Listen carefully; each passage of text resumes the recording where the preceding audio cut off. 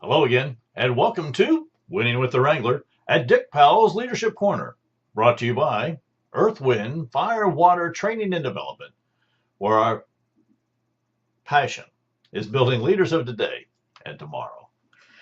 Ladies and gentlemen, today we have a very special person with us. Miss Robin, how are you doing today? I am terrific. Now, I have to tell you that I'm going to stick my neck out here a little bit. Really? Yeah, That's so unusual. today's conference is our talk. We're gonna speak about something that's called corporate conscience, and conscience is a word that doesn't come easy because all of us have this different person. You and I grew up with Jiminy Cricket, the conscience sitting on your shoulder, kind of guiding you through making good and good and better choices. Okay, sometimes I didn't do real good, and Jiminy Cricket would say something to me. Um, but this conscience of corporate conscience, I think, is different So today. you're talking about the responsibilities and expectations from corporations and their employees between Yes. them? Okay. I thought we should clarify that a little bit. Yeah. Okay, so it's the relationship between corporations and their You're real employees, low. their people. Okay. So do you have something specific in mind? I do. Okay. Good. I'm going to ask a question. Okay. The question is, do corporations, or for that matter, small companies, have a conscience today? I hope some do. I- I know many do not. I think on the most part, I believe that the smaller corporations, especially home-owned corporations Small and companies, business. Small I business. believe that they do their best. Okay. I sometimes think that large corporations just get lost. Would that be Well, a way to take a look at that? and I have to go from the corporation's standpoint. They have certain requirements and expectations and parameters that they have to fall within, and sometimes people get caught in the In the middle. melee. Okay. So I'm not saying that, everybody's bad. Right. Don't go there. But in the last 2 weeks, two of my good friends were let go on Friday afternoon. Can I stop right there and ask you, when you worked for that major telecommunications company, Uh-huh. was that when they let people go? Yep. Okay. I just want to know if that was common or Well, it wasn't at the first one. okay. It was when the buyout happened and the Okay. second one happened. Yes. At the Okay. first one, they would always ask the person to come and see them on Monday or so they could help them align something else coming up. Give them a week to look for a job. They without were worrying all they were weekend. huge about helping you get to a better place Okay, or whatever. so that was a pretty And major we're gonna talk corporation. about that. Okay, that was a pretty major corporation with a small company. It was a worldwide corporation with a small company philosophy. Okay. That's why I want to talk to you about this, because it seems like it's becoming a habit. But I really had two good friends who were both let go on a Friday with no severance. Oh, That's because in Florida, where we live today, you don't have to give notice, warning, or severance. We have an open work state. that's right to work. And after both had been told at the beginning, had they both been told at the beginning of the week, like I suggested, of course, they would have been able to look for something else or line something else up. And it would have told them how much they had been appreciated, even though they were having to be let go. There's a whole different way to do this.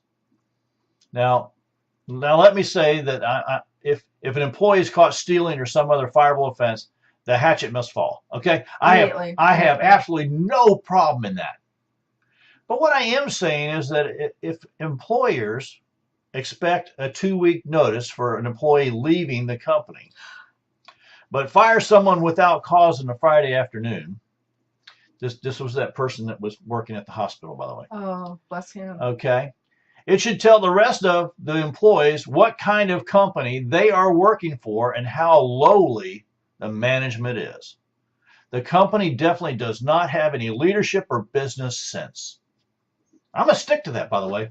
Okay, I was thinking back when, and this is back in the 60s. Wow, that's I know, but a couple years ago. This was the way things were done in the 60s. My dad worked at a bank, and the bank had merged with another bank, and so his department was being phased out. Right. And what happened was they started with the vice president, and subsequently down. He was pretty low on the totem pole when it started. Subsequently down, people were the top level. I think was finding new jobs and leaving, and then they were moving people up to fill up positions, and then after they would find a new job and move on. Well, like I said, Dad was at the bottom, and he got a pink slip, which meant thank you very much for your, again, it was in the paycheck on a Friday afternoon. Thank you very much for your, your work and your everything, but you're done. And I think that did come on a Friday afternoon with the paycheck. I was pretty little then, so. Yeah.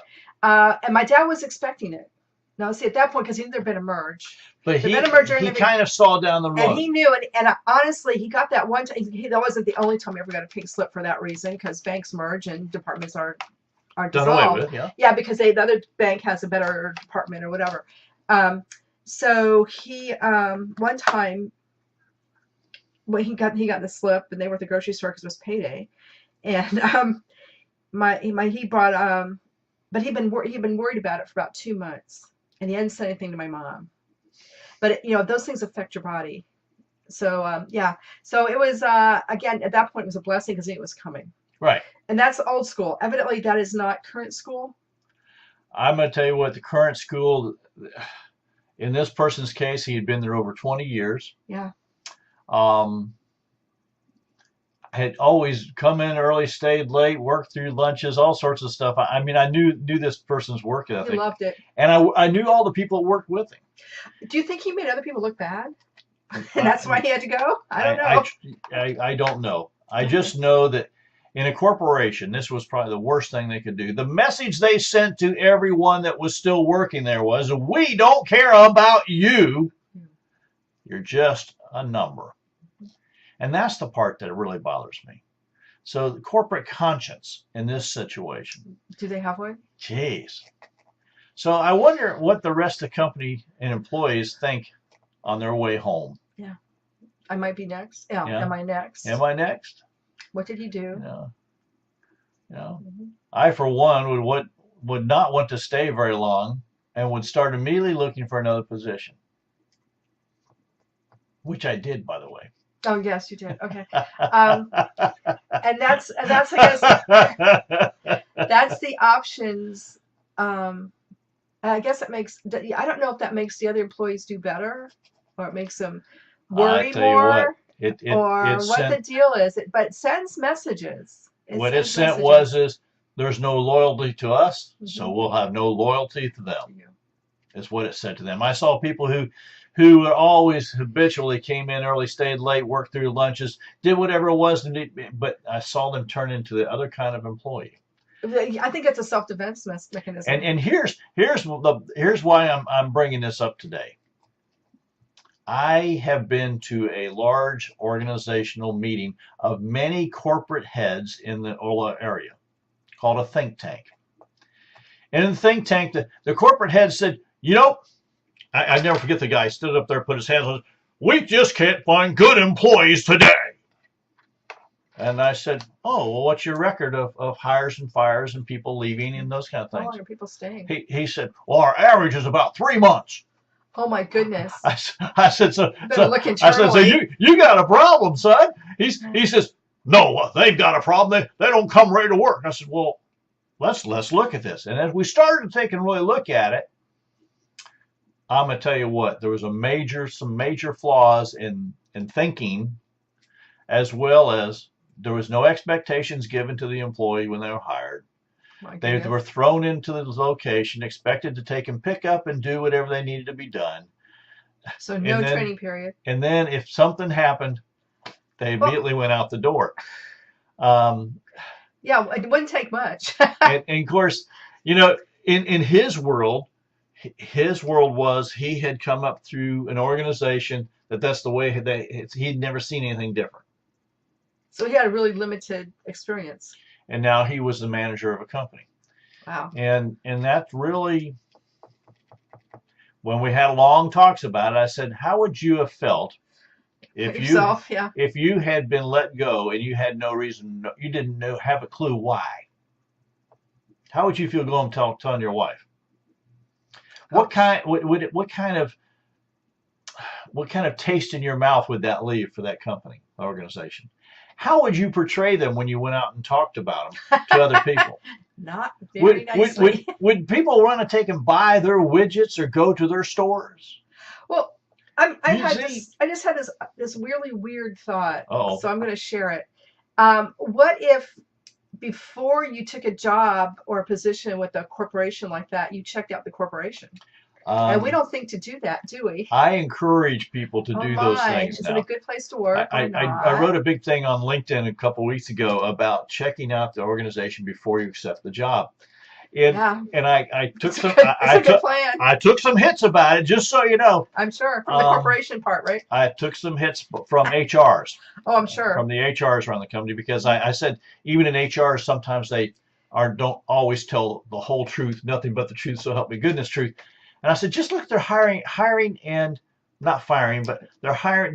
Their income and outgo of people. Yeah, how long are people staying? What's their average? I mean, if they're there for 25 years, you know, and that happens. You need to look at that. Were they there 25 years and they were let go because they were sick, or because they were making too much money and you could hire or what was it? You need to look at that as if you're looking for an opportunity that you want longevity. In today's world, I'm told that's not something young people look for. I think it's kind of silly, but that's just my world. Well, I think because things have evolved, people aren't staying their whole entire careers in one corporation, one company, or whatever. I mean, it's not. I was 48 and had 30 years. Come on. That's right. Well, that was you. But think about how many people came and left in between. Oh, lots. Yeah, I mean, a lot of people that you started with also retired at 30 years, or a little longer, some of them. Yeah. But a lot of people came and went in between. I'll tell you, it's amazing to me. So yeah, for a variety of reasons. I'm just saying that when I hear a company president tell me that we can't find good help, either A, they're not looking, or B, their hiring practices are not where they need to be. That's what I'm saying. And it might be that people are taking a job until they find a better job. You know, we have that. I'm sure there's some percentages on that across the board. There are, but I'll tell you what, things have changed, and people aren't starting jobs thinking they're going to work there their whole career. What we're talking about here is corporate conscience, and the conscience here is true. If you're hiring somebody as fodder, you know, put them on the front line, shoot them up as fast as you can. If they die, good. If they live, good. Okay. There's no thought process on. Maybe no plan. Maybe we can work with them to build them into the best that we can be, or any of those other kind of things. Okay, I have two ways to go with this. Okay. Okay, from this point, there's a major aeronautics and space company here in Largo. Yep. That really expanded in the early 60s. Yep. Now, what happened with them was over time they would lose government contracts and it would be a major layoff. Right. But we know a fair number of people that actually worked there most of their career. We also know other people that voluntarily left when the contracts went away a couple of times, probably because they were ready to move on, but moved into other positions where they actually grew and functioned as people. And end up running, in one case, running that corporation before he was let go. But think about it. Think about it. That's totally different. That's a whole different thing than someone coming to you on Friday afternoon. You're packing up. You're getting ready to go home, and they say, "Oh, by the way, we don't need you on Monday." Well, again, I come from factory towns in the Northeast. My dad and my uncles all work for factories. Our neighbors, most of them work for factories. But there were layoffs and strikes and everything else equalized out. Yeah. So, you know, sometimes you read about that in the paper and sometimes you got a paper in your paycheck. It depended. But that was just the life. That was the lifestyle. But the people that stayed and worked there retired pretty good. So I'm just wondering some things. I'm left wondering every day why more people don't work for themselves and contract to those lousy companies and bosses. Which is what I saw happen when I left after 30 years. And then people said, well, didn't you become a contractor and work back? No, I didn't go back. So maybe that's the way of the future. Here's what I want to ask. Okay. So what has happened? Now, here's the deal. Unless there's a fireable offense has occurred, okay, a Monday morning meeting would allow the person some time to find a new opportunity. I think in some cases, when the company is downsizing, there's something going on, I believe it's part of the company's due diligence is to help a little bit. Okay. Now, if it's something major and you can't do that, you can give them the rest of the day off and even the rest of the week with pay. Why not? If you talk to them on Monday, they're not going to do much between Monday and Friday if you've let them go. Yeah, so backwards. If you help talk them to out. them on Friday, they can't do anything until Monday. That's right. So you're sitting home. And here's the difference. Depressed and worried. Here's the difference. Yeah. One, we let you know on Monday. You can go home and start making some plans. Tuesday, you're looking for a job. And making things happen. And when you leave, you go to another position. You might not have liked it being let go, but you still don't have a terrible taste in your mouth, and you're not going to badmouth them too bad. No, because you might understand why they had to let you go. Maybe. I do think that I think it's my duty to help the other person find another position that they may be even suited for it better. Send them out on a positive note. Yeah. Okay, and not a note that they will repeat over and over and spread far and wide. That's what I'm trying to say here. Yeah, if they leave happy. This one gentleman who was let go on a Friday afternoon at the hospital, I'm going to have to tell you, it's hard for me to even want to go down there.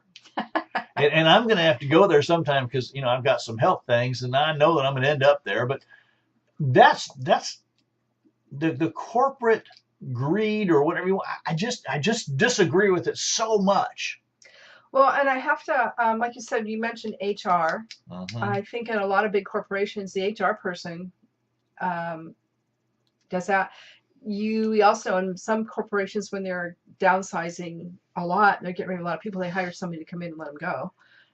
So it's that coming back to the company. I don't know how much the company could have done before that happened to ensure that they continued having that many employees or whatever, or if somebody just has outlived their usefulness and they have to go. If they've outlived their usefulness, then fine. Find a way to let them go in a positive manner. Right. That's all I'm really trying to say here, is that having a conscience means having a conscience, because when you let somebody go, it's not just them you're letting go.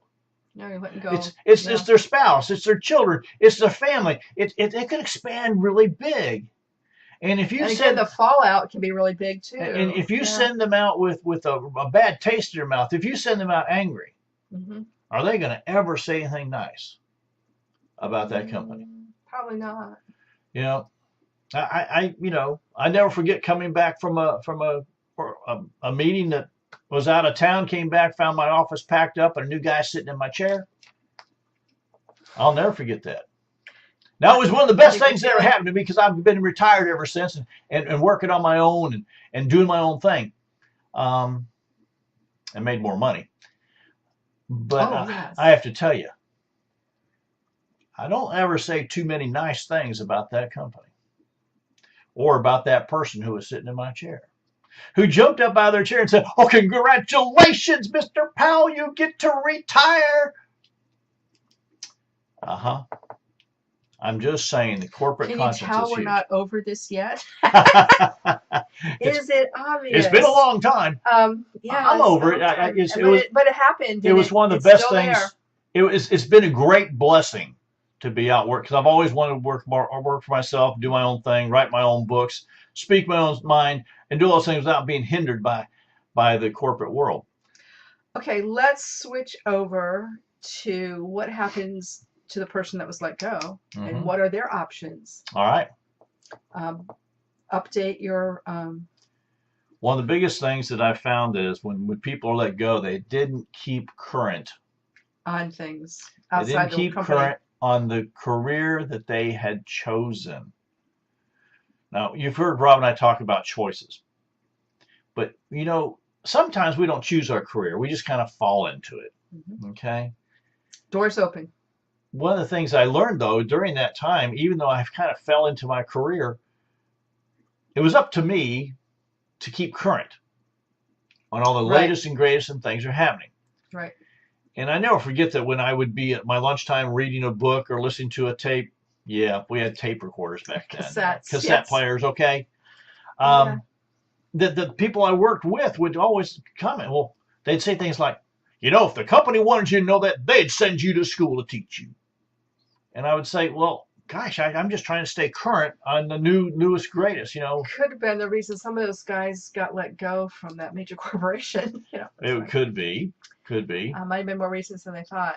So after you're let go, what do? You get your resume up to order. You put on a good suit. I think there's a couple things. One is you need to take and do some research on why you were let go. Okay. And then you need to do some research on what you want to do next. Right. Okay. And then if you might need to have to get prepared. You might have to take a class. You might have to go to a seminar. You might have to read a book. You might have to do all those things. So you're prepared before you execute and go looking for that next position. So since most Americans live paycheck to paycheck, yeah, how long can you actually go without a job? Well, without a paycheck. I love my buddy Dave Ramsey. Yeah. Okay. Yeah. When we talk about corporate conscience, him and I have had some interesting conversations because he's like me. You need to have your money put away. I don't care what kind of job you have. You need to make sure you have money put away in your treasure chest. And two, you need to always have a plan B. And he talks quite frankly about multiple streams of income. And he talks about as if it's a husband and wife team, that means they have 4 streams, 2 for each. Wow. Okay. And he does that because, well, if one goes away, you still have another one. It's not traumatic, but it's not as traumatic as it could be if you didn't have anything. Yeah, you're not going to be homeless in a month. Okay. And that's real. So when we were young, we were fortunate. We had a gentleman who kind of explained finances to us.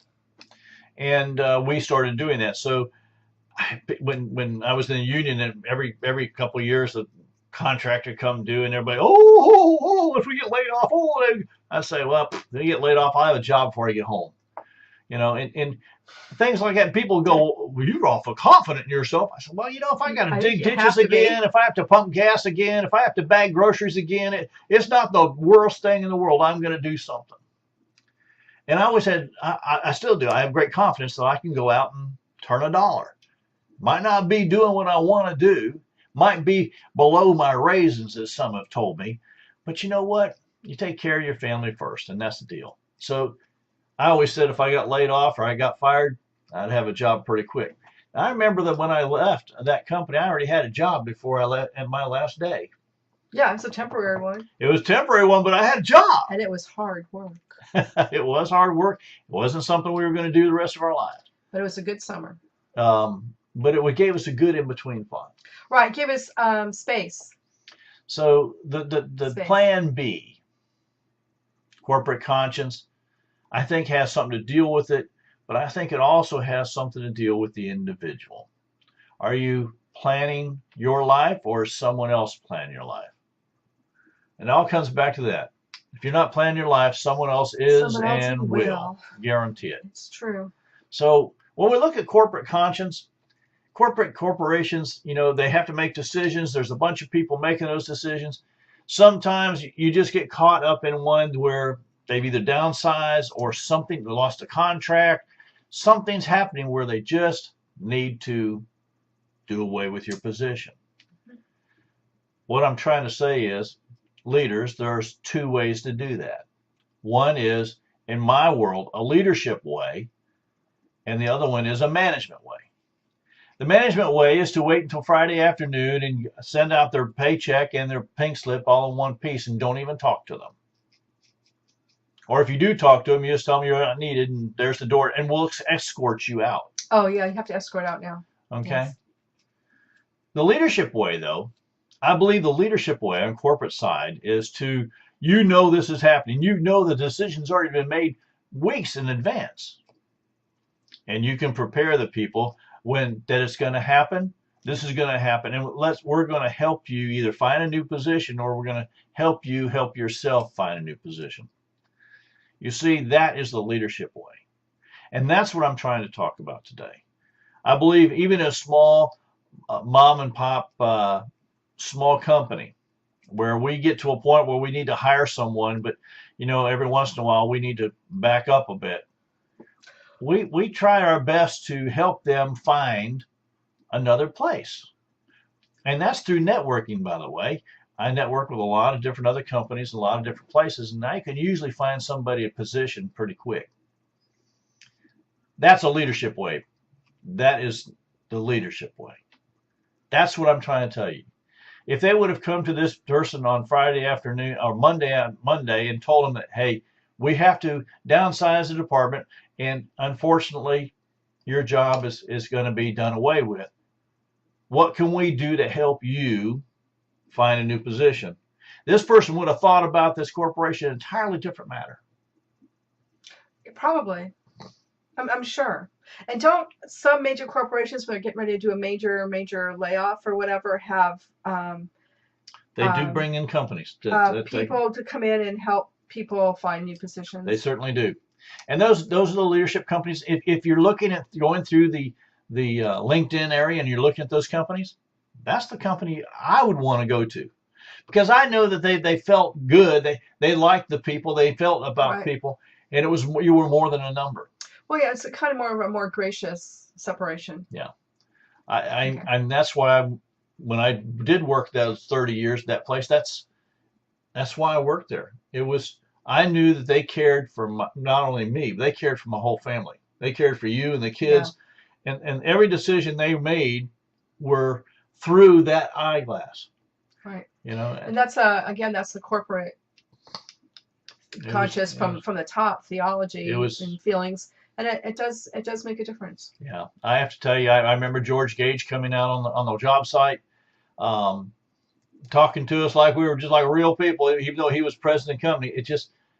That was a huge. That day, I was going to stay my 30. I was going to take and do my best I could every day. And if this gentleman had enough gumption to come out and talk to us on the line crew, for goodness sake, it really made a big difference on me.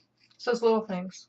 But when the company was bought by another company and they brought in their people, non-respectful.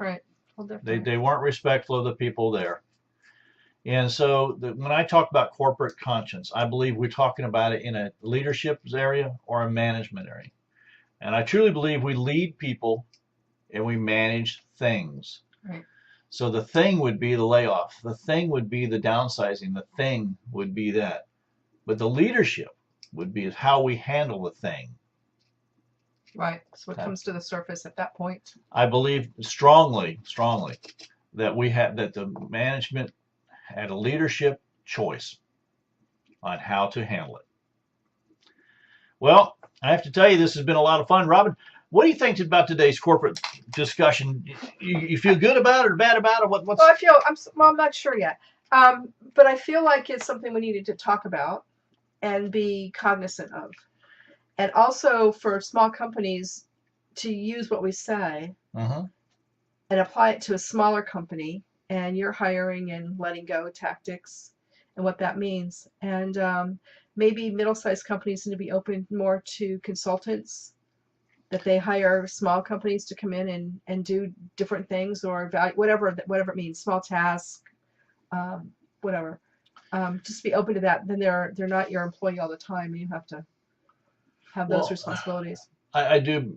Outsourcing is still a big piece, but I still think there has to be some conscience that goes with outsourcing. Oh yeah, you still have to have a conscience and a plan to go with that, and make sure everyone understands all that. Right. And this is something we do every day. Well, on behalf of myself, Dick Powell, and Robin Powell, and the whole Leadership Corner team, we want to say thank you for being a part of today's program. Our hope is that you've received a nugget of wisdom and guidance that will help you build your leadership ability. Now, if you have any questions or comments on today's program, don't hesitate. Send us an email, dick@leadershipwrangler.com, dick@leadershipwrangler.com. If you want to set an appointment with either Robin or myself to talk about one of these opportunities, go ahead, go to the website, www.leadershipwrangler.com. Click on that little button, make your appointment. We'll get to you as fast as we can. You know what? If it's a burning desire and you want to answer today, give us a call, 727-422-1833, 727-422-1833. And you know what? When you're ready for the next time to bring in a leadership opportunity for either a keynote or a training or instruction, make sure that you let us know here at Earth, Wind, Fire, Water Training Development. Bring on the Leadership Wrangler. Until next time, DW the Wrangler saying, ride hard, ride fast. I ran over by 900ths of a second. That's okay. Oh, wow. Okay, what are you going to name this one? Corporate conscious. Okay. Okay. Mm-hmm. Okay, let me go see if I can get the missing information off of what Beverly has already done on her other computer. Okay. I couldn't believe I ran out of paper and didn't tell me that. Other questions you can do or not? Most of them, yeah. Okay.